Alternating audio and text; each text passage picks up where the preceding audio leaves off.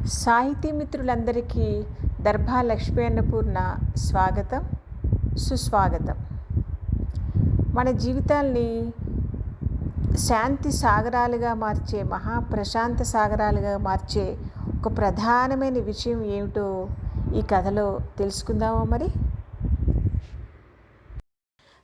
కథ పేరు నీకోసం నువ్వు. పని అంతా ముగించుకుని దీవాని మీద సేద తీరుతూ టీవీ పెట్టుకుంది అనసూయ. ఇంట్లో ఇంకెవరూ లేరు. ఈ సమయంలో వంటల ప్రోగ్రాంలు చూస్తూ పక్కన ప్లేట్లో కాసిన జంతిక ముక్కలో లేకపోతే 2 బిస్కెట్లో పెట్టుకుని తింటూ విశ్రాంతిని తీరుబడిగా ఆస్వాదిస్తుంది అనసూయ. ఉదయం తిన్న పలహారం ప్రభావం అప్పటికి అయిపోతుంది మరి. ఇవాళ ప్లేట్లో ఉన్నవి ఆమెకెంతో ఇష్టమైన జంతిక ముక్కలు. నిన్న 2-3 గంటలు కష్టపడి చేసి డబ్బాలో నింపి ఇవాళ ఆ డబ్బా మూత తెరిచి కాసిన ముక్కల్ని పళ్ళెల్లో వేసుకుంటుంటే అనసూయకి స్వర్గం కనిపిస్తున్నట్టుగా ఉంది. ఏ గృహిణికైనా అంతేగా మరి. 4 ముక్కల్ని తీసుకుని నోట్లో వేసుకుని నములుతుంటే ఇందాక కనిపించిన స్వర్గంలోకి ఇప్పుడు ఏకంగా అడుగు పెట్టేసినట్టుగా ఉంది. ఉదయం నుంచి ఒక విషయం తనని చిన్నగా కలత పెడుతున్నట్టుగా గ్రహించింది అనసూయ. తను ఎంత స్వర్గంలో ఉన్నా కూడాను. అది క్రింద ఫ్లోర్లో ఉండే స్వర్ణ 2 రోజులుగా ఫోన్ చేయకపోవటం. స్వర్ణ అనసూయ వాళ్ళ క్రింద అపార్ట్మెంట్లో ఉంటుంది. వయస్సులో ఆమెకన్నా 10 ఏళ్ళైనా చిన్నది. అంచేత అనుభవాల సాంద్రత కూడా సహజంగానే తక్కువగా ఉంటుంది కనుక చాలా విషయాల్లో అనసూయని సలహా సంప్రదింపులు చేస్తూ ఉంటుంది. సంసారం అన్నాక 1,00,000 సమస్యలు ఆలోచిస్తూనే పక్కనే ఉన్న ఫోన్ తీసుకుని స్వర్ణకి రింగ్ చేసింది అనసూయ. అక్కయ్య, నేనే చేద్దామనుకుంటున్నాను, మీరే చేశారు. నేను కింద పార్కులో ఉన్నాను, కాసేపు మీరు క్రిందకి రాగలరా? స్వర్ణ అడిగింది. స్వర్ణ గొంతులో విచారం స్పష్టంగా తోస్తోంది అనసూయకి. అంటే ఇంట్లో ఏదో గొడవ జరిగిందన్నమాట. నిర్లిప్తతో కూడిన ఒక చిన్న నవ్వు కదలాడింది అనసూయ పెదవుల మీద. ఆ ఇంట్లో ఎవరి మధ్యనైతే అప్పుడప్పుడు తగువ వస్తూ ఉంటుందో వాళ్ళిద్దరూ ఓ మాదిరి మంచివాళ్లే అని చెప్పవచ్చు. అయినా తగవులు ఎందుకు అంటే పరిస్థితులదే తప్పు అని చెప్పవలసి వస్తుంది. ఇద్దరిలో ఏ ఒక్కరు మహారాక్షసి అయినా ఇంకొకరు నోరు మూసుకుని సర్దుకుపోక తప్పదు.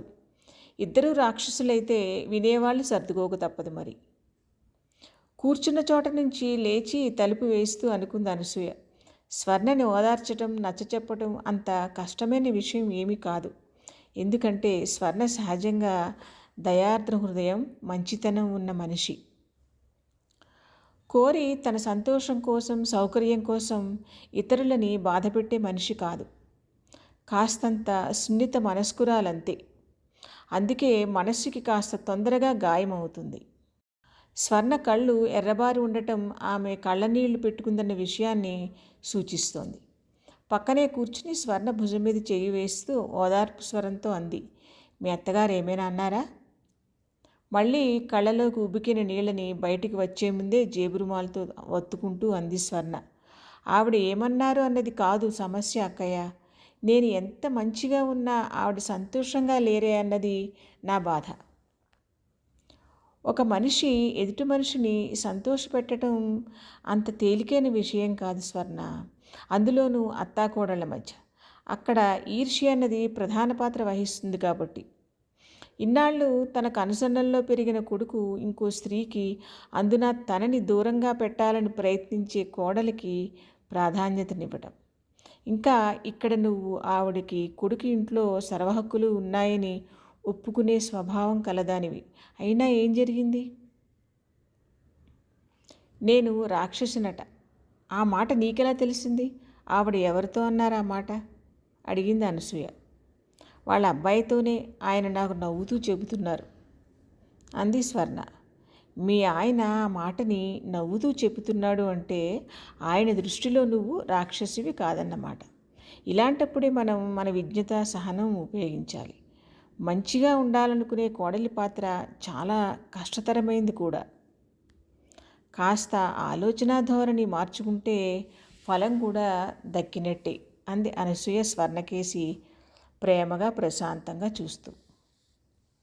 ఎలా అన్నట్టుగా చూసింది స్వర్ణ ఆమె వైపు. ఏం లేదు స్వర్ణ, ఎవరో మన మంచితనానికి సర్టిఫికెట్ ఇవ్వనక్కర్లేదు. మన అంతరాత్మ ఇస్తే చాలు మనకి. వాళ్ళు ఇవ్వాలని మనం అనుకోకూడదు. ఇక్కడ ఇలాంటప్పుడు మనం వహించే సహనము, ఓర్పు ఇవే మనకి ఎనలేని తృప్తిని ఇచ్చి మన హృదయాలని శాంతి సాగరాలని చేస్తాయి. ముందు ముందు మనకి జీవితం పట్ల నిర్భయత్వాన్ని, నిశ్చలత్వాన్ని కలిగించేవి మనం ఇతరుల పట్ల చూపించిన సహనం, సహృదయం ఇవే. వాటిని మనం ఇతరుల కోసం చేస్తున్నట్టు ఆ చేస్తున్న సందర్భంలో అనిపిస్తుంది, కానీ అది మన కోసమే మనం చేసుకుంటున్నట్టు. నువ్వు ఇతరులకి ఏమి చేశావో అదే నీకు దక్కుతుందన్న విశ్వాసాన్ని అది కలిగిస్తుంది. అదే నీ జీవితాన్ని నిర్ధారించేది అవుతుంది. అందుకని నువ్వు ప్రశాంతంగా ఉండు. నీ మనస్సు మంచిది కనుక నువ్వు దేనికి విచారించొద్దు. కాస్త లోతుగా ఆలోచిస్తే నీ మనస్సుకి ఇది అందని విషయమేమీ కాదు. స్వర్ణ హృదయం తేలికపడ్డట్టయింది. సమాప్తం.